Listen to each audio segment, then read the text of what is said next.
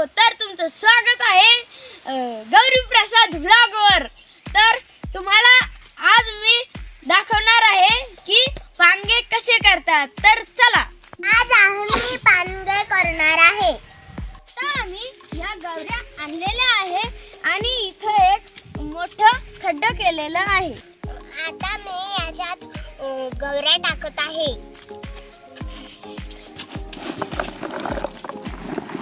याचा मस्तपैकी असा थर करून घ्यायचा खालून।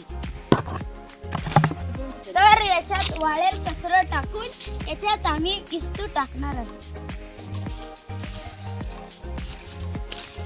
तर ह्या गौऱ्याला मस्तपैकी सवण अशी करून घ्यायची। तर याच्यात इस्तू टाकलेला आहे।